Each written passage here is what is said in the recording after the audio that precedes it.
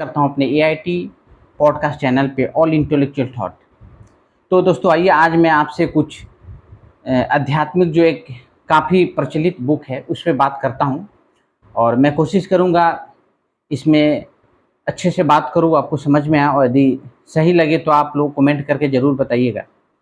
और इस बुक का नाम है भक्त बालक। ठीक है, इसको भक्त और ईश्वर के बीच में जो कनेक्शन है, जो बहुत सारे ऐसे भक्त हुए जो बचपन से सिद्ध रहे हैं, उनको बचपन से प्रभु का शरण मिला है, दर्शन मिला है साक्षात मनुष्य के रूप में। तो ऐसे ऐसे विचित्र जो कथाएं हैं ये बहुत ही कम है धरती पे। और ऐसा बोलते हैं यदि इस आप कहानी को सुनते हैं, पढ़ते हैं, तो इससे आपके अंदर में एक शुद्धिकरण आती है ना, आपको एक पॉजिटिव ऊर्जा मिलती है।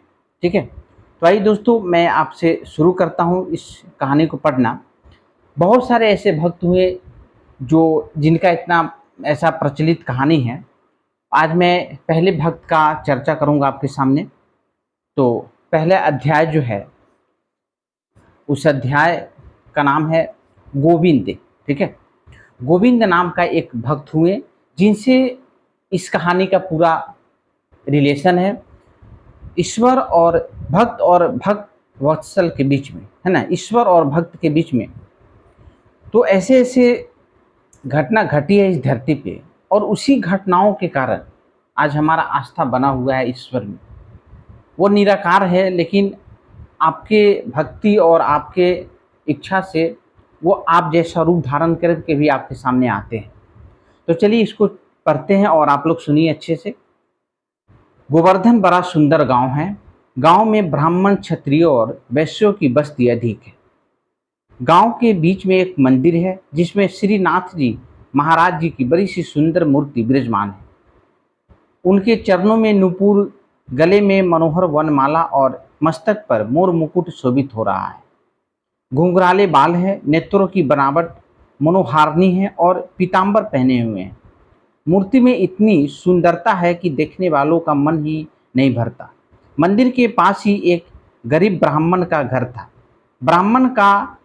ब्राह्मण था गरीब, परंतु उसका हृदय भगवती के रंग में रंगा हुआ था, ईश्वर के रंग में रंगा हुआ था।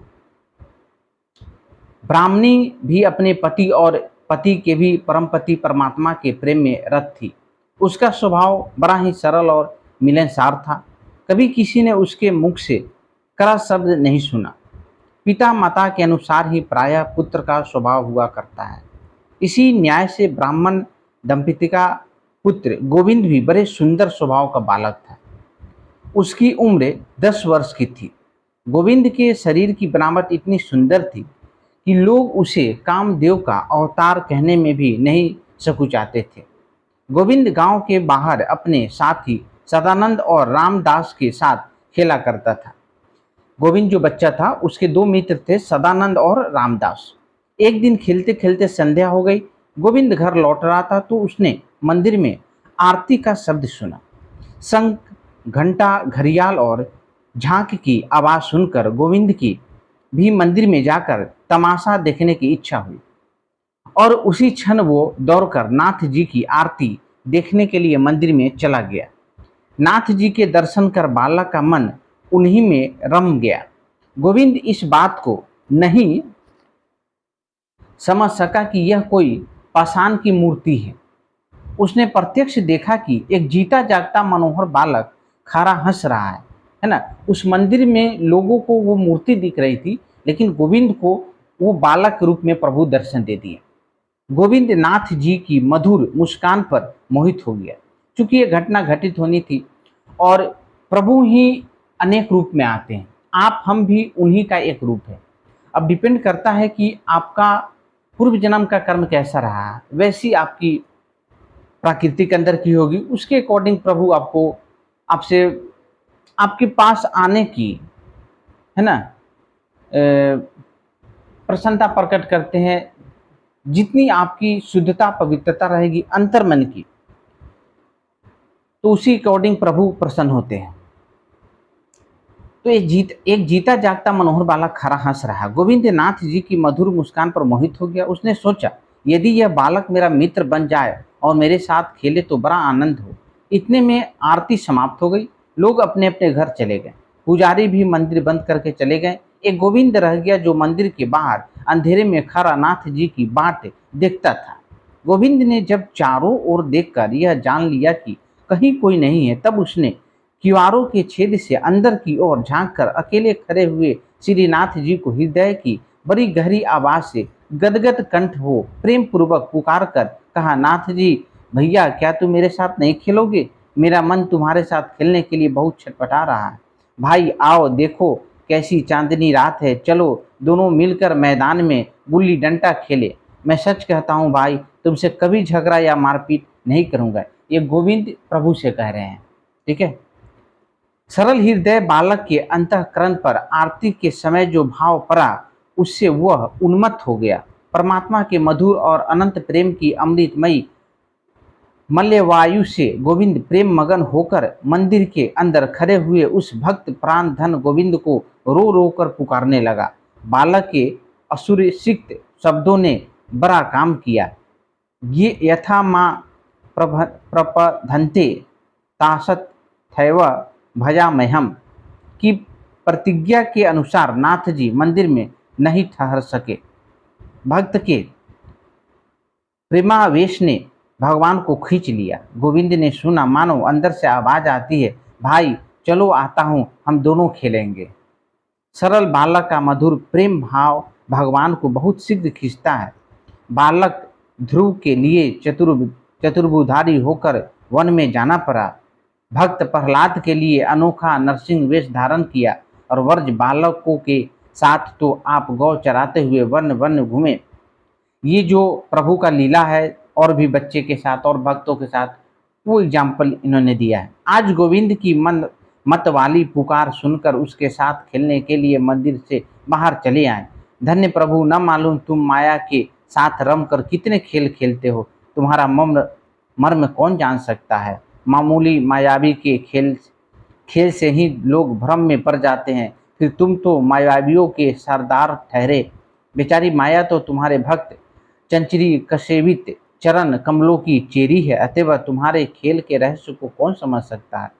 इतना अवश्य कहा जा सकता है कि तुम्हें अपने भक्तों के साथ खेलना बहुत ही प्यारा लगता है, इसलिए तुम धन्ना के साथ गाय दूहते फिरे थे, और इसीलिए आज बालक गोविंद के पुकारते ही उसके साथ खेलने को तैयार हो गए।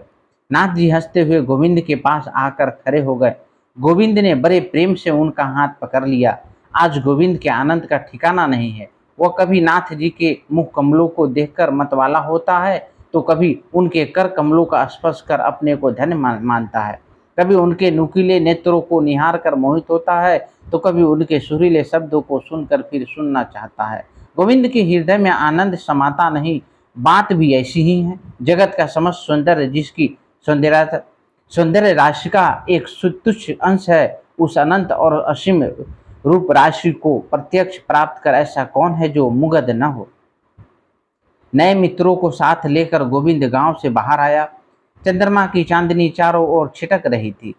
प्रियतम की प्राप्ति से सरोवर में कुमुदनी हंस रही थी। पुष्पों की अर्ध विकसित कलियों ने अपनी मंद मंद सुगंध से समस्त वन को मधुमेह बना रखा था। मानो प्रकृति अपने नाथ की अभ्यर्थना करने के लिए सब तरह से सज धज कर भक्ति पूरित पुष्पांजलि अर्पण करने के लिए पहले से तैयार थी।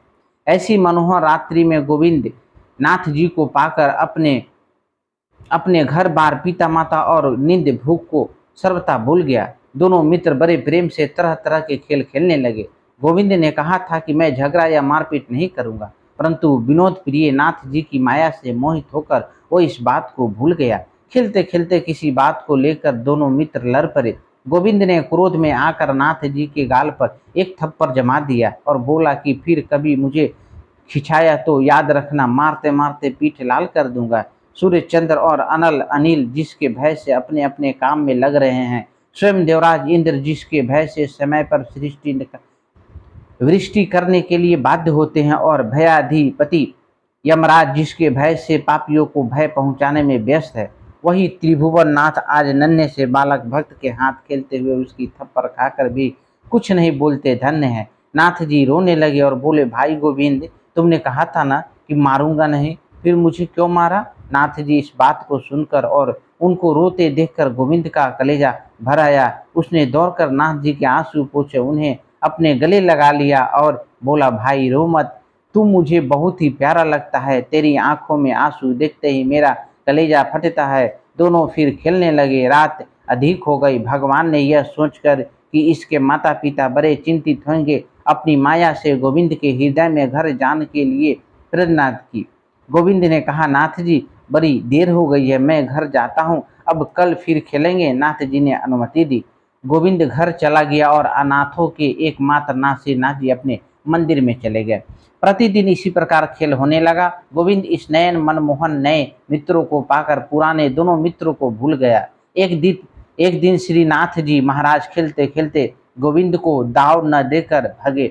गोविंद भी पीछे पीछे दौड़ा। नाथ जी महाराज मंदिर में जाकर घुस गए।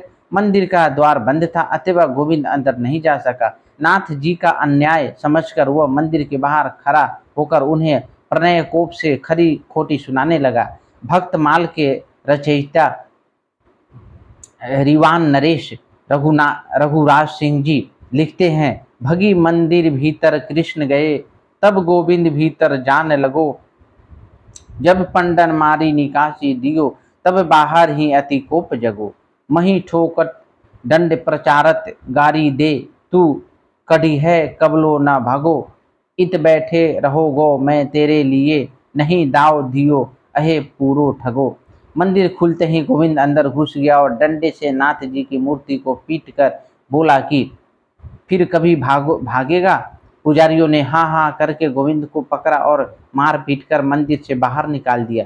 इससे उसका प्रेम प्रकोप और भी बढ़ा और वह कहने लगा, नाथ जी तैने मेरे साथ बड़ा अन्याय किया है, दाव न देकर भाग आया और अब मुझे अपने आदमियों से मरवा कर बाहर निकलवा दिया। अच्छा, कल देखूंगा, जब तक तुझे इसका बदला न दूंगा तब तक पानी भी नहीं पीऊंगा। यह कहकर गोविंद रूठ कर चला गया और जाकर गोविंद कुंड पर बैठ गया। इधर मंदिर में भोग तैयार होने पर पुजारी को प्रत्यादेश हुआ कि तुम लोगों ने मेरे जिस भक्त को मारकर बाहर निकाल दिया है, वह जब तक नहीं आवेगा तब तक मेरा भोग नहीं लग सकता। उसके अंग पर जो मार पड़ी है वह सब मेरे शरीर पर लगी है। पुजारी को क्या पता था कि भक्त और भक्त वत्सल अभिन्न होते हैं। खैर, पुजारी जी बड़े हैरान हुए, दौड़े और खोजते खोजते कुंड पर गोविंद को पाकर कहने लगे, भाई चलो, नाथ जी ने तुम्हें बुलाया है, वे तुमसे हार मानते हैं और फिर तुम्हारे साथ खेलने का वादा करते हैं। ब्राह्मण के वचन सुनकर गोविंद ने कहा, जाता तो नहीं, वही मेरे पास आता और जब मैं उसे खूब पीटता तभी वो सीधी राह पर आता, पर अब जब कि उसने हार मान ली है तब तो चलो चलता हूँ। यो कहकर गोविंद मंदिर में गया और विजय गर्भ से हंसता हुआ बोला, क्यों नाथ जी, फिर कभी करोगे ऐसी चातुरी? अच्छा हुआ जो तुमने हार मानकर मुझे बुला लिया, नहीं तो ऐसा करता जो जन्म भर याद रखते। गोविंद ने यह बातें कह तो दी, परंतु जब नाथ जी का मुख उदास देखा तो उसके सरल हृदय में बड़ी वेदना हुई। वह बोला, भाई तुमने अभी तक भोग क्यों नहीं लगाया? तुम्हारे मुख को उदास देखकर मेरे प्राण रोते हैं। भाई फिर कभी तुम्हें नहीं मारूंगा, तुम्हारी उदासी मुँह से सही नहीं जाती। मैं तुमसे अब नहीं रूठूंगा, तुम राजी हो जाओ और भोग लगाओ। मंदिर के द्वार बंद हो गए। नाथ जी प्रत्यक्ष होकर बोले, भाई तुम भी तो भूखे हो, आओ दोनों मिलकर खाएं। नाथ जी का प्रसन्न मुख देखकर गोविंद का मन सरोज भी खिल उठा। दोनों हंसने लगे। आनंद की ध्वनि से मंदिर भर गया। गोविंद के हाथों बिक गए। अकस्मात द्वार खुला। गोविंद ने दिव्य चक्षु प्राप्त किए और उसे सर्वत्र केवल नाथ जी ही दिखने लगे। बोलो भक्त और उनके भगवान की जय।